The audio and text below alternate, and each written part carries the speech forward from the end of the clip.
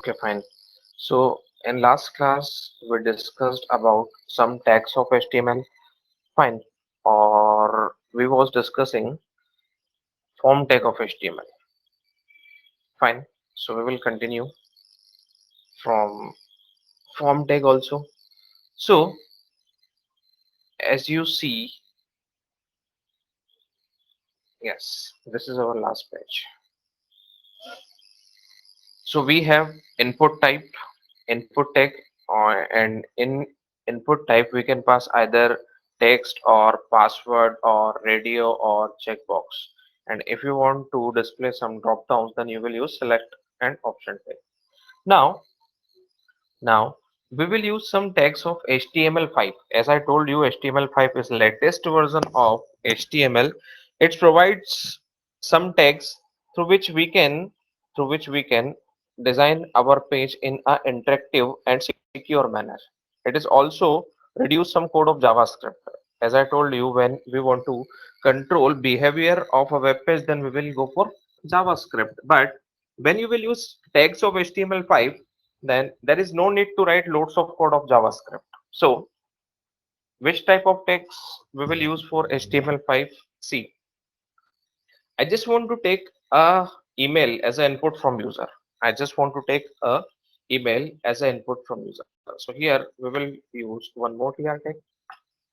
Then you will use a td. I just want to take a email. So if you want to take a email from user, then we will use input type email.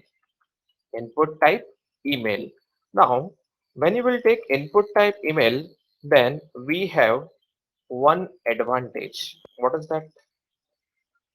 See, when you will type anything inside name like 011, then it will, when you will click on submit, then it will transfer value of name. But when you will not enter a proper email, like I'm just giving here ABC, and then when you will click on submit, it will produce an error. See, it is showing you include, please include at the rate and dot, and it means you have to enter here proper email address like abc at the rate gmail.com.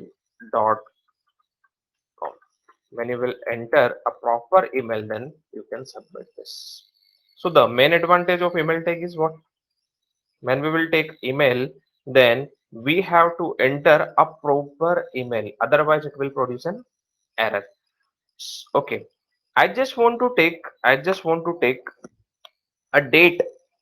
So we just want to use a date picker. How can we do this? We will take a tr tag inside the tr. I'm just want to take date of birth of user. So if you want to take a date picker, if you want a date picker, then we will use input type date. When you will put input type date, then you will get what? A date picker. And from this date picker, you can choose any date. Fine. From this date picker, you can choose any date. I just want time picker. Okay. How can we do this?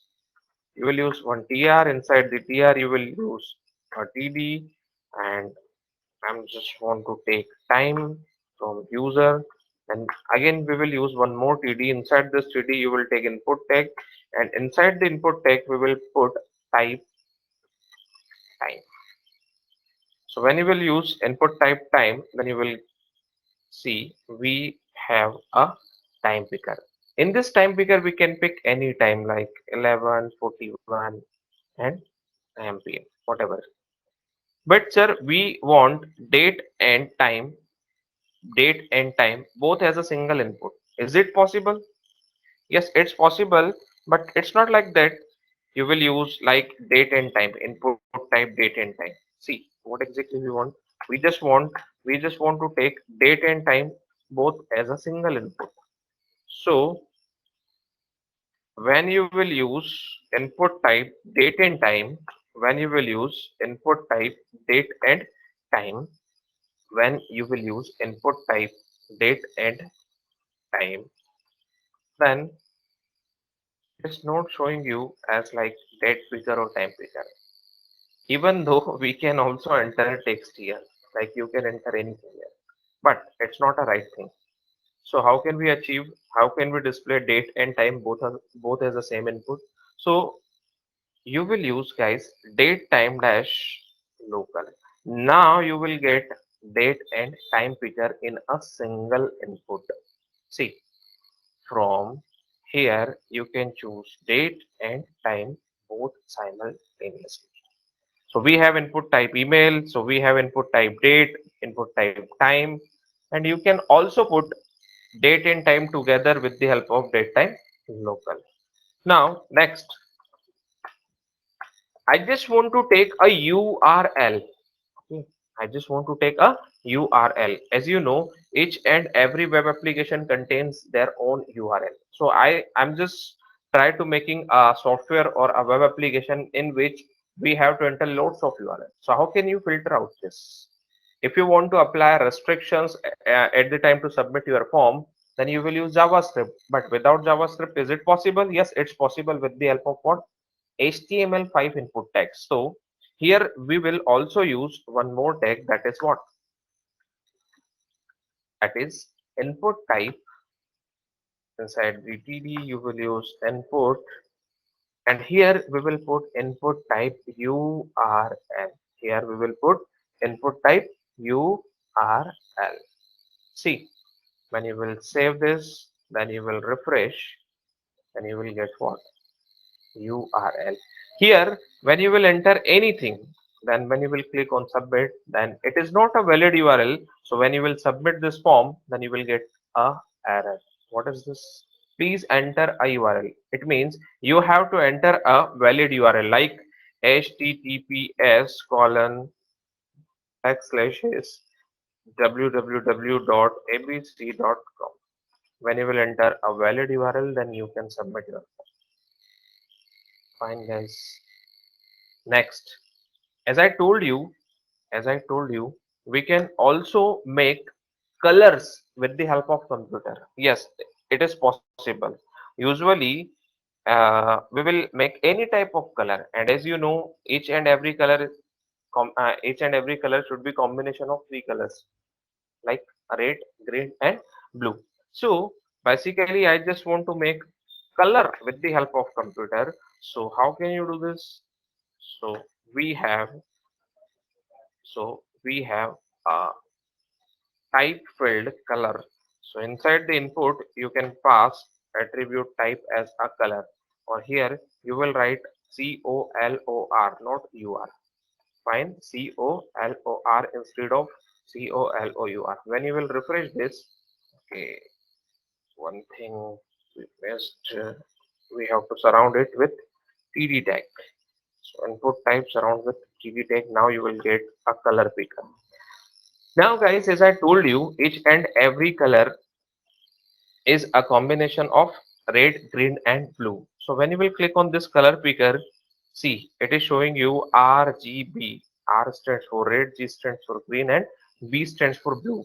So what is the minimum value of RGB? See here, we have the minimum value 000, and what is the highest value of RGB? So 255 is highest value for RGB. 0000 is mainly used to make a black color, and 255 is mainly used to achieve white color. So we will use RGB function also to make any type of color, and on that time a question will arise, may I know what is the minimum and maximum value of RGB? So on that time you can say the minimum value of RGB is 000 and the maximum value of RGB is 255. Fine guys. Sometimes we just want to transfer input.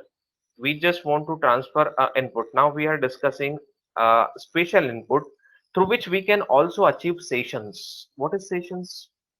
I will tell you when we will learn PHP. Fine. So we will discuss session later. But now we have a special type of input through which we can achieve sessions also. So which type of input we will use for that?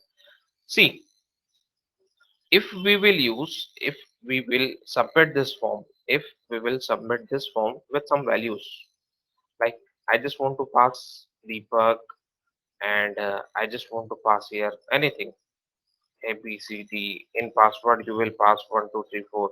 See, when you will submit your form, then watch this URL. You will get all the details. You will get all the details in URL. See, it is showing U name equals to Deepak and PWD equals to 123. It means it is showing us each and every value when you will entered in the form. After submission of your form, you will get all the values in URL bar. Fine. You will get all the values in URL bar. But I just want to take one more input. I just want to take one more input, but we do not want to display here. We do not want to display that input here, but we just want to transfer value of that input to server side application. So how can we do this? So we have one more option through which we can also achieve session. We will discuss what is session in further sessions. But here I just want to transfer uh, I just want to transfer like course. So how can we do this? So with the help of this name, inside this name, I just want to use one more input tag, but we do not want to display this input tag. See, first of all, I just want to take input type text here. See what happened. And name, I just want to like course, and we can use one more attribute of input tag, that is what value. So we can pass value of course as a PHP. See, when you will use input type text, then it will definitely display a input in your form. But you can see here, it is displaying a value PHP because we already passed a value attribute, and inside the value attribute we will pass what? PHP. We are passing PHP. That's why we will see it is showing here PHP. Fine. But but the main important thing is that we do not want to display this input tag in our form. It means we just want to hiddenly transfer value of course parameter when we will submit this form. How can we do this? So one of the most important thing is here, you will use input type hidden. Instead of input type text, you will use input type hidden. And when you will use input type hidden, then this input field will not shown in your form. See, when you will refresh, then we do not have like course field here. See, name, email, date of birth, time, date, time. We have all the fields, but we do not have input type hidden field. But what is the advantage of this? So guys, when you will submit your form, then then then I just want Deepak, then 1 2 3 4 5. So when you will submit your form, in this form we have one more attribute, that is what? Course. So we will transfer course value also, and course value is fixed for all user. Whenever each and every user each and every user will submit this form, then definitely they will transfer the value of which parameter? Come on, course parameter. And when you will submit this form, then see, uname equals to Deepak, course equals to PHP. So at the time to submit a form, if we want to transfer some data hiddenly, then we will use a very special input field, that is what? Input type hidden. Sir, I just want to submit my resume also. Okay, fine, no issue. If you want to submit your resume, then you can take one more input type, that is what? So before date and time, after date time, before URL, we will make one more row, and inside the rows we will use some TDs. And what you want to submit? I just want to submit a resume or a file. A resume, or it's not like that a resume, you can submit any file. How can you do this? So if you want to submit a file, then you will take input type as file.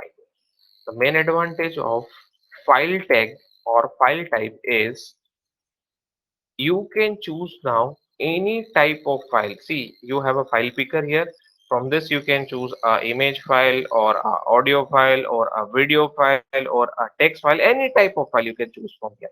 Fine, you can choose any type of file from here. I just want to upload a picture. Okay, this picture. So see, you can see here we have 5.jpg. It is showing here. So you can choose any file name from here, or you can choose any type of file. Fine.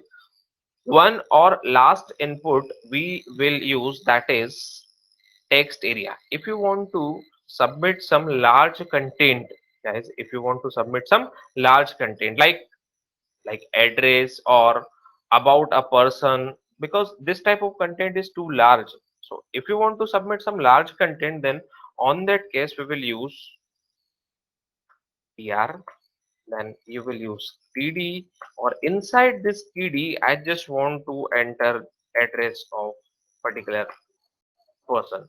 So here you will not use input type text, because input type text can show a limited amount of data, but if we want to submit a large amount of text, so on that case we will not use input type text. Instead of input type text, we will use one special tag, that is what, text area. Now, as I told you, text area is mainly used to display some large amount of content. So in this text area, you will use two major properties. First one is rows, and second one is calls. So in rows, we will pass a numeric value like how many rows you want to display here. So we just want to display only 3 to 4 rows. So I'm just passing here 3. And in per row, how many characters you want to display. So we will use a special type of property, that is calls. So I just want to display total 21 columns here. So in this text area, at a time we will displaying 3 rows, and in each rows we will display 21 characters. And you will refresh your form page, then see it is your text area. Fine, it is your text area. At a time we can display only 3 rows, and per row we can display 21 characters. If you will enter more than 3 rows data, then you can see here we have a scroller here. We can scrolling up, we can scrolling down. So guys, this all are the commonly used text of form, and we will definitely use all this type of text when we will create an application with the help of PHP.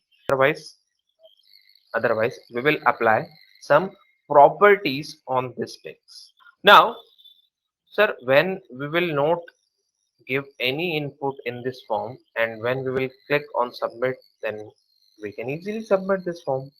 But it is mandatory to input, it is mandatory to give values in all fields of input. So how can restrict our form? So we will apply restrictions, or we just want to enter only filtered data from this form. We will use some properties of HTML5. See, I just want I just want to enter value of name, and it is mandatory. Okay. I just want, when you will submit your form, then it is mandatory to enter value of name. How can we do this? So basically we will use a HTML5 property, that is required. So when you will use required, it means it is mandatory to enter value for what? Name. When you will submit your form, and when you will not enter any value inside the name input tag, then it will produce an error. See, it is showing you, please fill out this field, and when you will enter some values in this field, then you can submit. So each and every input tag must be contain required property. If you want, then you can use required. Sir, one more thing, as we saw in many forms, here here here a like placeholder message is displaying, like please enter name, please enter email. How can we do this? So we can also put one more property, that is what, placeholder. Or inside the placeholder you can put any name, please enter name. Inside the placeholder you can put any name, please enter name. See, when you will refresh, then see, we have a placeholder here, that is what, please enter the name. Otherwise when you will enter any name, then it will display the value which you entered. Otherwise it is displaying what, please enter name. So when you will enter name, then you will get your value instead of please enter name. So most of the text contains what, placeholder property. Next, sir, when we will display this form, then we just want to focus on first line. We just want to focus on first line. So when at the time to display your form, you just want cursor will come in first line of form, like in this input field. So we will use one special type of property, that is called, we will use some special type of property. We will use some special type of property. Which property we will use? Auto focus. It means when you will refresh your page, then when you will refresh your page, then cursor will focus on this input field. See, then cursor will focus on this input field. Fine guys, then cursor will focus on this input field. So this is our form. This is our form which we will use in any type of application. Any type of web application, we will usually use a form. One more thing guys, one more thing. The thing is that, sir, when we will submit this form, then it will display, it is displaying all the data in URL bar. When we will submit our form, then it is displaying all the data in URL bar. Like I'm just want to transfer Deepak and the @gmail.com, then password is 12345.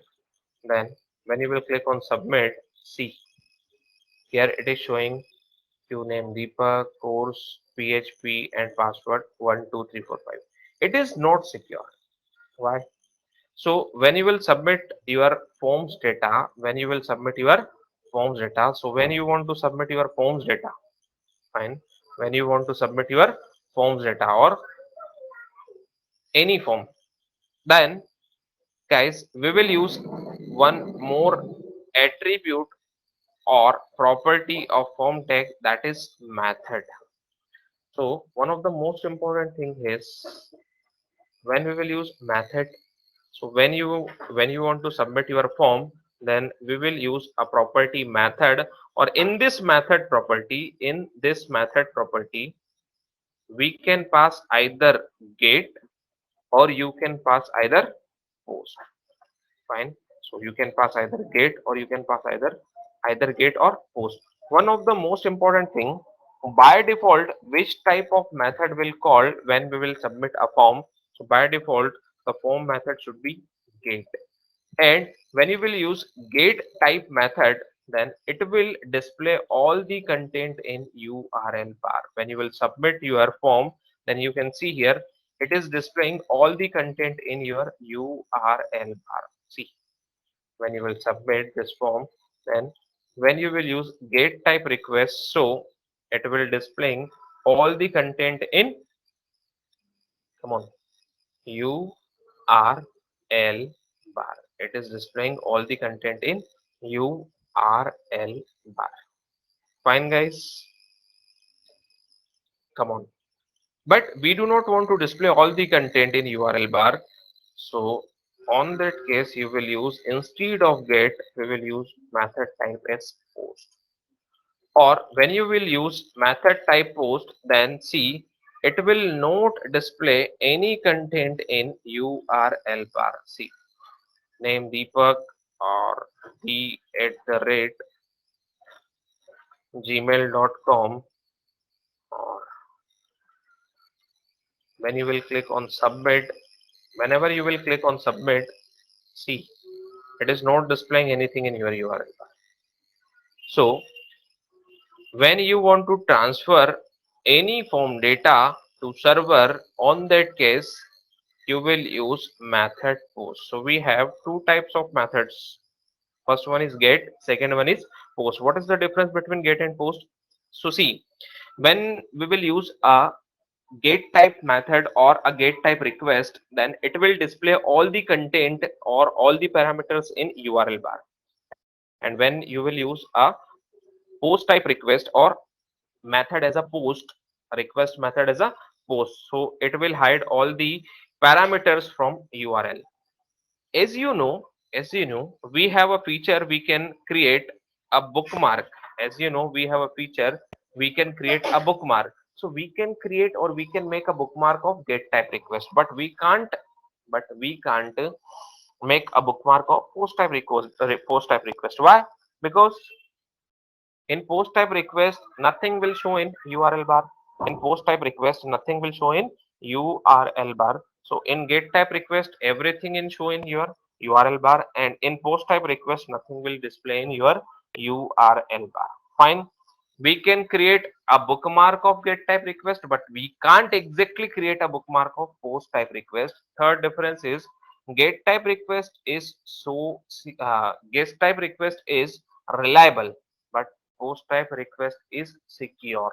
So if you want some like sensitive information, if you want to transfer some sensitive information with the help of your form, then on that case you will go for what? Obviously post type request. Fine. The last difference is we can transfer a limited amount of data with the help of get request, but if you want to transfer large amount of data, or if you want to transfer like some images or some files, so in that case you will use instead of get post method. So there are four major differences between get and post, and it is two common question which frequently asked in interview. Fine guys, so this is our form tech.